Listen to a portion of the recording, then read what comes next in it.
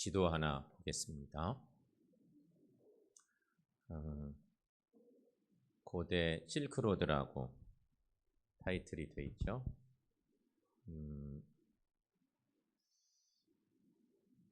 고구려도 우리나라는 고구려 땅이 표시되어 있는 걸로 보아하니 참 오래된 지도인데 옛날에는 저런 길들이 무역로였습니다. 지금은 비행기가 있어서 항공기로 이렇게 이동하지만 실크로드가 무역로로서는 최고였습니다. 저걸 상징합니다. 그런 걸 표현해 놓고 있는 거죠. 실크로드는 말 그대로 비단길인데 이 길을 통해서 상징적으로 가장 많이 이동한 것은 비단이었습니다. 그리고 도자기, 차 이런 거, 참하고도 기억나죠? 그런 거 한참 전에 유행했던 저 길 중에 사막길도, 바닷길도, 초원길 뭐 여러 가지 있잖아요. 그런 길들 중에 참하고도라고 하는 유명한 길도 있어요. 여러 가지 물품들이 이동을 하는데 오늘 우리가 기억할 거 하나. 향료가 비단길을 통해서 실크로드를 통해서 이동합니다.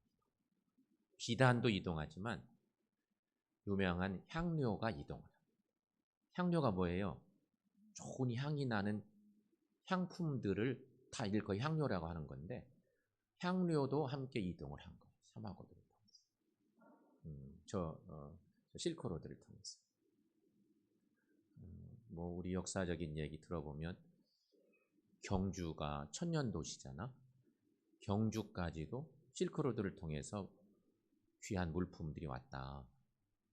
뭐 그런 얘기 지금 유물들도 있어요. 경주 유물에도 아라비아 쪽에 있는 물품들이 경주에 있는 거야. 그렇게 이동을 했다는 거죠.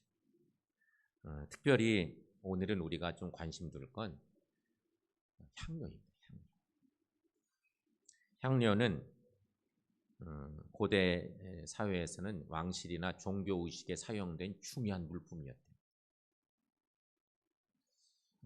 오늘 성경에 기록된 이 말씀과 이 고대 실크로드와 관계된 이런 내용들을 조금 연결을 시켜보는 거예요. 근데 시간적으로는 이게 매우 가까워요. 그렇죠. 성경이 기록된 그 시기와 그 시기쯤에 실크로드를 통해서 물품이 이동하는데 향료도 그렇게 이동을 했다는 거죠. 지금도 세계적으로 유명한 향수들이 있죠. 아마 오늘도 교회 오실 때 집안에 있는 그 값비싼 향수를 착착 한 2번쯤 뿌리고 그리고 교회 오신 분들이 여기 많이 계실걸요. 내 돈으로는 못 사고 자식들이 누가 이게 몇백만 원짜리래 이러면서 선물 받은 거 이렇게 착 뿌리고 오신 분들도 분명히 계실 거예요. 그건 다른 게 아니에요. 나의 이미지를 관리하는 좋은 방법이 향수야. 그래서 값비싼 것을 투자하고 향수를 사서 뿌리는 거죠. 자, 여러분, 오늘 본문 말씀에는 여러 가지 냄새에 대한 얘기를 성경의 기록 속에 보니까 여러 냄새라는 표현들을 이야기하고 있어요. 근데 냄새가 나는데 좋은 냄새야. 그럼 뭐라고 얘기해요? 좋은 냄새나. 냄새 고약하네 뭐 이러지 않는단 말이에요. 좋은 냄새는 향기라고 표현합니다. 근데 똑같은 냄새인데 나는 싫어. 누구는 막 좋다고 너무 향기가 좋다 막 이러는데 나는 그 냄새에 알레르기가 있어. 아유 무슨 냄새냐 이거. 나 정말 싫어하는 냄새인데. 싫은 냄새는 뭐라고 그래요? 악취라고. 똑같은 냄새인데도 향기라고 표현하고 내가 싫으면 악취예요. 자, 여러 가지 냄새 중에서 가장 중요한 거 오늘 말씀에는 그리스도의 향기 이런 표현이 나옵니다. 그리스도의 향기. 그런데 여러분 이 향기는, 이 그리스도의 향기는 우리 스스로 갖는 향기가 아닙니다. 그걸 아셔야 돼요. 내가 예수 믿는다고 예수 믿기만 하면 그리스도 향기가 날까요? 절대 그럴 리가 없어요. 그리스도의 향기는 내 스스로 가질 수 있는 향기가 아닌 거예요. 이를 성경은 이렇게 표현해요. 오늘 본문의 말씀을 보면 그리스도를 아는 냄새, 이런 표현을 쓰고 있습니다. 그래서 오늘 그리스도의 향기라는 말씀을 묵상하는데 첫 번째 우리에게 주는 주제는 그리스도를 아는 냄새. 이게 신앙생활하면 우리가 이것을 배워야 돼요. 그걸 아셔야 돼요. 오늘 본문의 말씀 중에 14절 말씀 함께 읽어보겠습니다. 항상 우리를 그리스도 안에서 이기게 하시고 우리로 말미암아 각처에서 그리스도를 아는 냄새를 나타내시는 하나님께 감사하노라. 아멘. 이게 이제 바울이 고린도 교회에 보내는 편지 가운데서 이렇게 표현한 거죠. 근데 여러분, 이 냄새는 그리스도로부터 전달받은 냄새. 그리스도의 향기는 우리 스스로 낼 수가 없어. 마치 달이 태양빛을 받아서 이렇게 빛을 발하는 것 같이 그런 모양일 거예요. 우리 스스로 그리스도의 향기를 낼 수 있으면 얼마나 좋겠어. 그러다가는 그런 사람은 잘못하면 내가 예수야 이렇게 될 가능성이 높아요.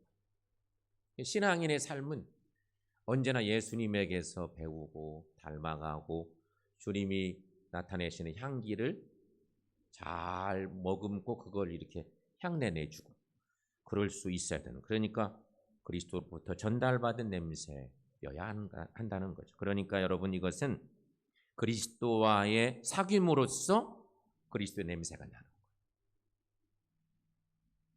나도 모르는 사이에 내 인격 속에서 그리스도의 냄새가 조금씩 풍기게 된다는 말씀인 거죠. 근데 교회 등록하자마자 그리스도의 향기가 날 수 있겠어요? 그리스도의 향기가 나려면 끊임없이 주님과 사귀고 영적으로 교제하고 주님 품에 늘 안겨 있고 수없이 그런 삶을 살아야 그리스도를 통해서 주님을 아는 냄새가 나게 되는 거죠. 여러분, 이런 말이 있죠. 지혜로운 자와 사귀면 명예를 얻고 악한 자와 사귀면 욕을 먹는다.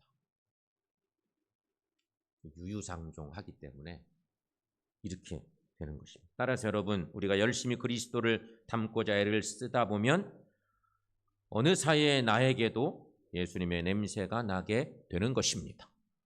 그러므로 그리스도인으로서 나는 지금 어떤 냄새를 풍기고 있느냐 하는 것은 대단히 중요한 것입니다.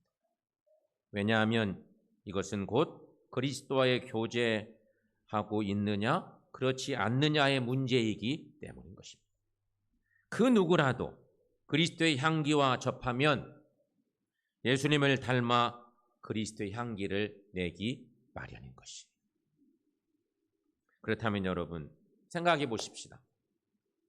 요즘 내가 사람들을 만나면 사람들은 과연 나를 통해 그리스도의 향기를 맡을까?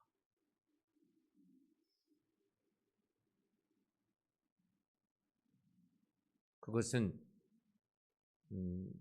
나는 잘 모르는데 내가 새샘교회 교인이라고 그래. 예수 믿는 사람들이라고 그래. 목사래, 장로래, 권사래, 집사래 막 이렇게 이러잖아요. 근데 만났더니 나 만난 누가 야, 너 만나보니 예수님 느낌이 난다. 예수 향기가 나는 것 같아. 이러는지 전혀 그렇지 않는지 생각해 보실 일입니다. 여러분, 우리는 나 자신의 냄새는 사라져 가야 되고 오직 그리스도를 아는 냄새가 풍길 수 있어야 합니다. 처음에는 내 냄새가 막 나겠죠. 성격도 그렇고 여러 가지 모양. 하지만 가면 갈수록 나는 조금씩 없어져 가고 여러 모양으로 주님 향기가 날 수 있는 그리스도인이 되시기를 바랍니다. 사도 바울은 이 문제에 대하여 참으로 귀한 고백을 한 내용이 있습니다. 갈라디아서 말씀에 보면 갈라디아서 1장 22, 3절 말씀인데, 자 여러분, 저 말씀의 해석이 좀 필요한데 저 말씀 한번 읽어보겠습니다. 다만 우리를 박해하던 자가 전에 멸하려던 그 믿음을 지금 전한다 함을 듣고 나로 말미암아 영광을 하나님께 돌리니라. 아멘. 다만 우리를 박해하던 자가, 박해하던 자는 바울을 얘기합니다. 우리는 누구겠어요? 우리를 박해하던 자, 그러니까 우리는 초대 그리스도인들을 얘기하는데 23절 바로 앞에 22절 말씀에 보면 이런 말씀이 있어요. 그리스도 안에 있는 유대의 교회들, 이런 표현들이 있어요. 22절 말씀이 있어요. 그리스도 안에 있는 유대의 교회들이 사울이라는 놈이 변한 것을 소식을 들은 거예요.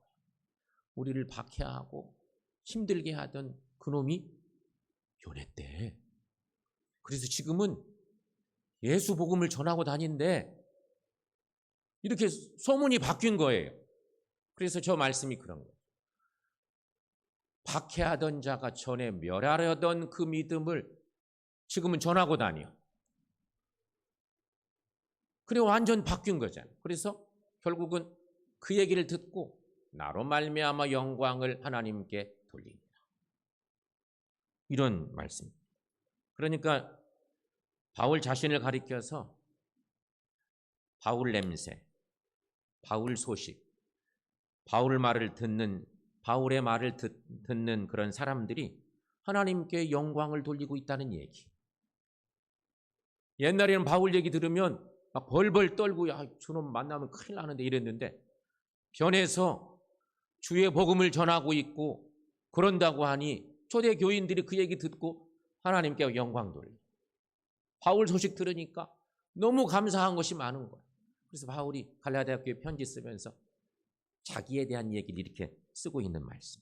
그렇다면 여러분, 요즘 우리의 소문은 어떤 결과를 낳고 있는지 그것도 생각해 볼 일이에요. 내 소문은 어떤 소문이 있는지, 누구누구 요새 사업이 잘 돼서 돈 많이 번데 이런 소문보다도 누구누구 요새 신앙생활 너무 잘한대, 그래서 영적으로 행복한 삶을 산대, 하나님을 참으로 기쁘시게 하는 신실한 믿음의 삶을 산대, 뭐 이런 소문들이 있을 거 아닙니까? 어떤 소문이 나 있는지. 나의 소문을 들음으로써 하나님께 영광을 돌리게 되는 것인가? 아니면 하나님으로부터 멀어지는 것인가? 바울의 소문 듣고 그리스도 안에 있던 유대 교회들이 하나님께 영광을 돌리는 일이 바울 변화된 얘기 들으니까 우리는 그리스도 안에서 어떻게 살고 있는지, 내 얘기 들으면 나 아는 사람들이 어떤 반응을 보일 것인지, 이런 부분들을 생각해 볼 수 있다는 것입니다. 요한복음 12장 말씀에 보면 마리아가 값비싼 향유로 예수님의 발을 씻김으로 온 집안에 향유 냄새가 가득하게 되는 그 그림이, 저런 그림이 있습니다. 우리가 잘 아는 마리아가 예수님을 위해서 자기 마음에 감동이 있어서 갑자기 값비싼 향유를 깨트려서 주님께 부어드린 그 얘기. 저는 이 말씀을 오래전부터 묵상할 때마다 생각하게 본 일이 있는데, 저 향유가 도대체 어디서 왔을까? 그런 생각이죠. 아까 실크로드 생각하면 아마 어디선가 저 향유가 실크로드를 타고 왔을 거예요. 그래서 값이 너무 비싸. 성경의 기록으로는 노동자 1년 연봉값이 5천만 원 연봉이면 5천만 원짜리 한 옥합의 나드 한 옥합이 그 1년 노동자의 연봉에 걸맞아. 그렇게 값진 거예요. 그런데 놀랍게도 그 향유를 부었더니 저런 놀라운 은혜가 일어나는데 여러분 3절 말씀을 한번 읽어보겠습니다. 마리아는 지극히 비싼 향유 곧 순전한 나드 한 근을 가져다가 예수의 발에 붓고 자기 머리털로 그의 발을 닦으니 향유 냄새가 집에 가득하더라. 아멘. 그러니까 좋은 향유였던 거예요. 최상품의 향. 그러니 막 4천만 원, 5천만 원 막 가지 않았겠어요. 집안에 있던 사람들이 많이 있었는데 모든 사람들이 다 너무 좋다 막 그랬어요. 너무 향이 좋은 거야.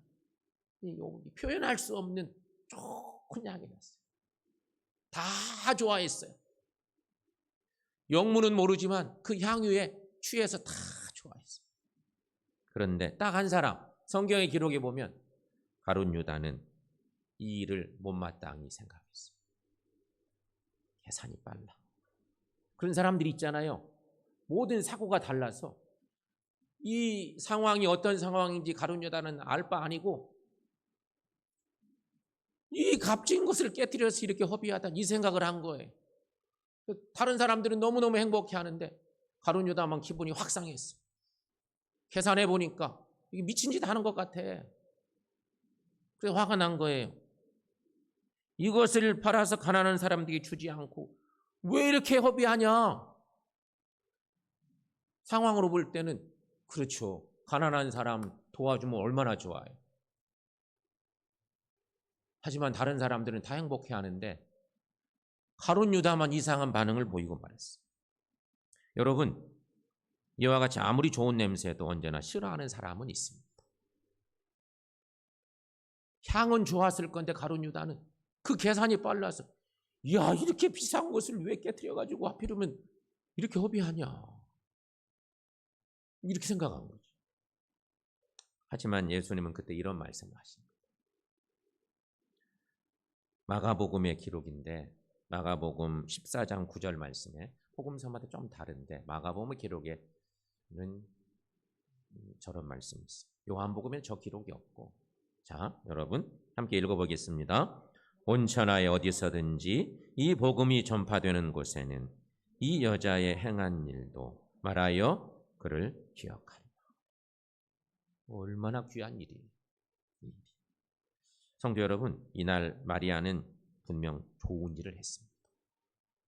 근데 마리아는 모르게 했는데 예수님의 장례를 준비하는 일이었습니다.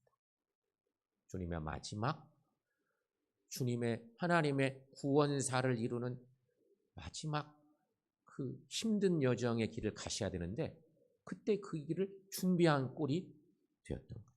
그렇다면 여러분, 우리도 내가 행하는 조그마한 선행으로 나와 함께한 모든 이의 마음이 유쾌해지는 향기를 풍기시기 바랍니다. 그리고 어디서든지 예수님 닮은 향내가 나면 그때 그거 참 좋은 일을 했다. 이렇게 함께 기뻐하는 우리가 되시기를 바랍니다. 그런데 오히려 우리가 비난하고 불평하면서 나선다고 하면 우리 모습이 가룟 유다 같은 모양이 될 수도 있다는 것입니다. 성도 여러분, 참 그리스도인이 되시고 그리스도를 아는 냄새를 풍기는 믿음의 사람들이 되시기를 축원합니다.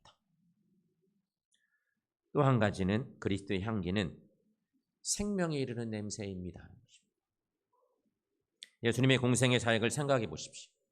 복음서의 말씀을 읽어보면 주님의 공생애를 많이 접하게 되는데 예수님께서 마을에 들어설 때마다 놀라운 일들이 벌어진 복음서의 기록을 봅니다. 주님이 마을에 행차만 하시면 더러운 귀신 들린 사람들이 성해집니다. 귀신이 쫓겨갑니다.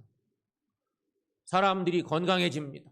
그래서 주님이 가시기만 하면 동네에 사람들이 막 모여들기를 엄청나게 사람들이 많이 모여들어요. 예수님 앞에 왜 이런 일들이 생겼을까? 주님이 나타나기만 하면 이런 일이 왜 생겼을까? 예수님께서 생명을 주는 향기를 풍기며 사셨기 때문인 것입니다. 향기는 소리는 없습니다. 그러나 영향력은 매우 강합니다. 그게 향기입니다. 귀신 얘기 같은데요. 귀신은 향기를 싫어한대.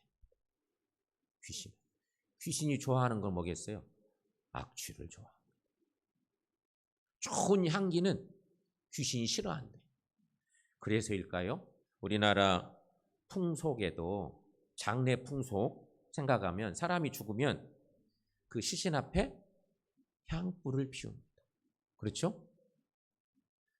이런 행위 요즘은 많이 달라질 수밖에 없는 상황인데도 장례식장에 가면 지금 빈소에 무조건 향을 피우는, 그러니까 옛날에는 그래야 맞는데 지금은 안 해도 될 일들을 지금도 하긴 하는데요. 위생적으로 생각하면 향불을 피우는 거 위생적으로 생각하면 시신에서 나는 냄새를 제거하기 위해서 위생적으로 향을 피우는 것입니다. 좋은 향을 피우죠. 미신적으로 생각하면 귀신은 향내를 싫어해서 잡귀들이 시신 가까이에 오지 못하게 하기 위해서 좋은 향을 피운다는 것입니다. 이게 우리 장례 문화 속에 있는 그런 전통 같은 것입니다.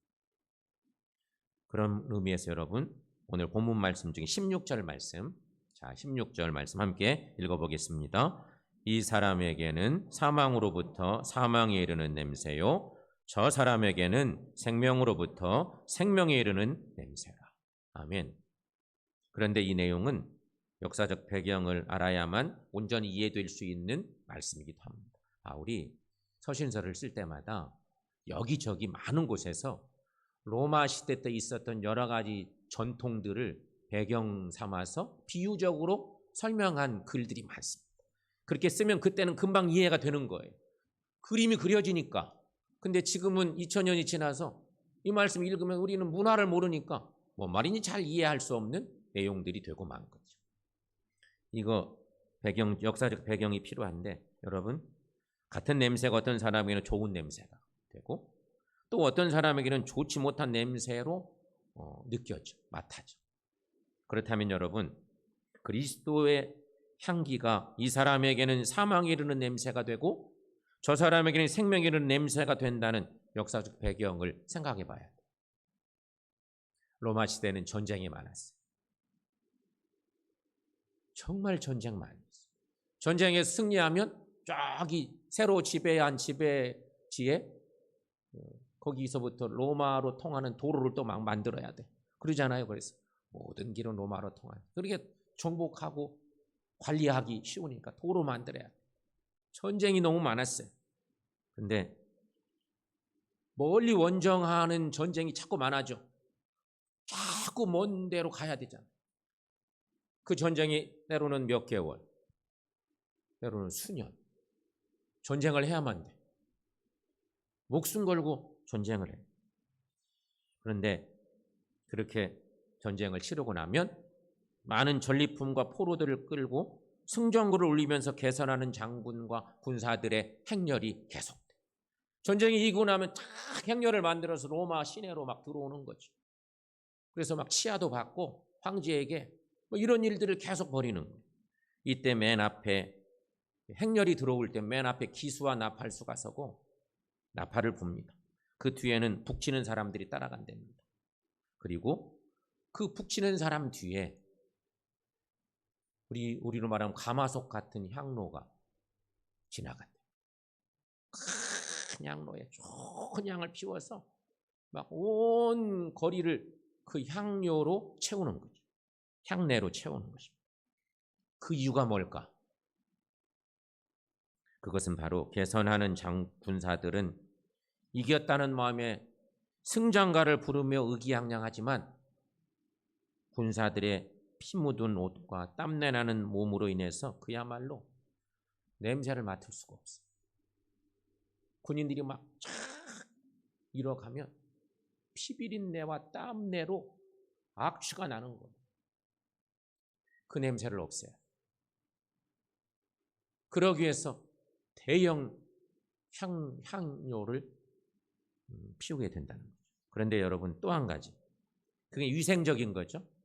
또 한 가지 미신적인 의미에서는 전쟁에서 많은 사람들을 죽이기 마련이기 때문에 승리하고 돌아가지만 돌아오는 장수와 군사들 중에는 어떤 사람은 막 50명, 100명도 죽였어요.